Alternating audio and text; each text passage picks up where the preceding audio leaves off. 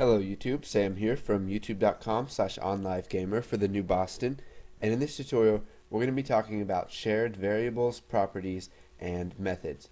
So let's go ahead and create a new project. We will select a Windows Forms application and we will call it shared, and we'll go ahead and click OK.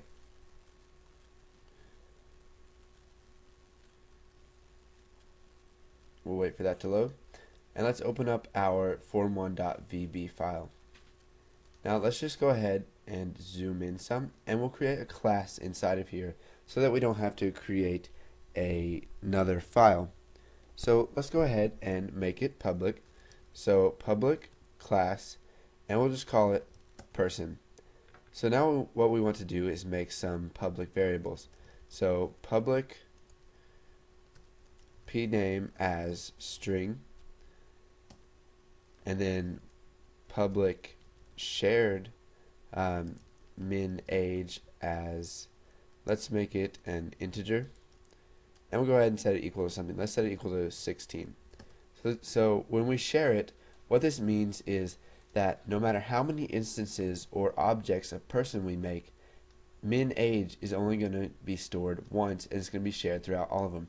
So let's say if we didn't make it shared and we made 100 person objects, we would have 100 copies of min age. But because we make it shared, no matter how many objects of person we create, there's only going to be one instance of minimum age. And if we just change it once, then it's going to go ahead and change it throughout all of the classes. So now what we can do is let's go ahead and come up here to the form1 load. So when the form1 loads, what we want to do is add a bunch of people to a list box. So first we're going to need a list box.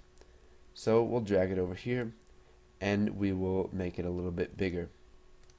So we'll go ahead and create a for loop right here. So for int index as integer, and we'll just go ahead and set it equal to 50, or no, 1 to 50. What we want to do is create a new person object.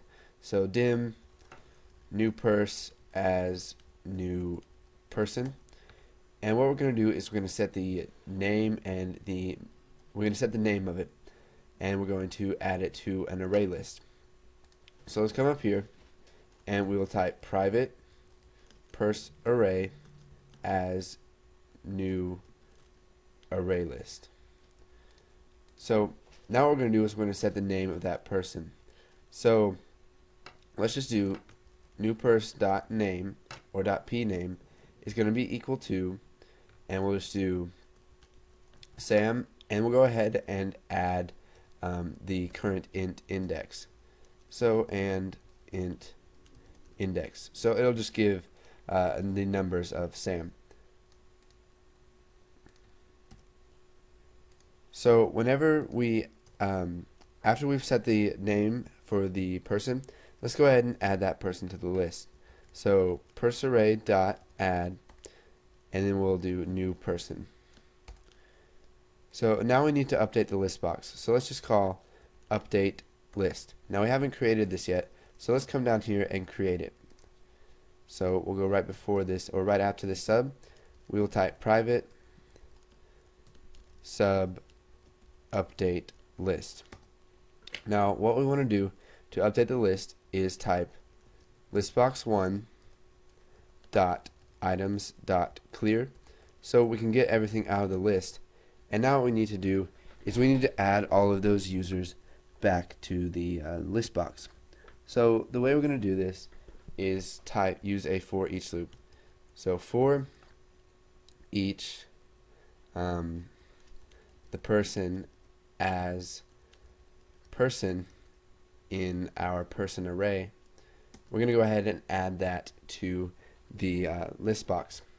So listbox1 dot items dot add, and we will add the person dot name, and then we'll go ahead and add a space, or we'll add minimum age, and we'll add the person dot min age.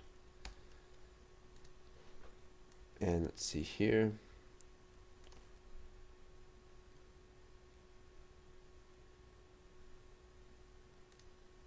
Okay, hold on.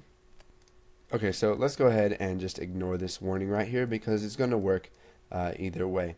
So let's come back over here to our form1.vb and let's add a numeric up-down picker. So we'll go ahead and set the value that has been selected. So whenever the form1 loads, we will go ahead and set numeric up down 1 dot value, and we're going to set that equal to new pers dot min age. Now you can see we're going to get an error because new person is not initialized yet, so we'll just cut that and we will paste it right down here. Okay, so it's going to go ahead and set this to the automatic minimum age. Now let's go ahead and click the lightning bolt right here, and whenever the value is changed, what we want to do is set the value of minimum age. Now right here, I forgot to mention this, because it's shared, instead of typing new person, we'll just type person.minimum age, and this will access all person objects, the minimum age in all of them. So we'll just type person, and what we want to do is set person.min age equal to numeric up down 1 dot value. So whatever the value is in there, it's going to set the minimum age to that, and then after we do that, we want to update list.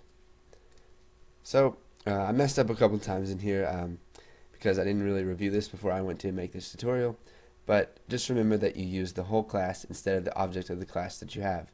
So let's go ahead and run this, and you can see here that we've got Sam all the way to 50, and it's got the minimum age is 16. Now you can see that when we update this, it's going to update all of them. It's going to set the minimum age equal to whatever you set it, and there's only one instance of minimum age. So we can keep changing this as much as we want, and it's only changing one value. Now shared can also be applied to methods, functions, properties. Pretty much anything that you can put in a class can be marked as shared, so that only one copy is made. So go ahead, practice a little bit with shared, and then once you got that down, go ahead and move on to the next tutorial.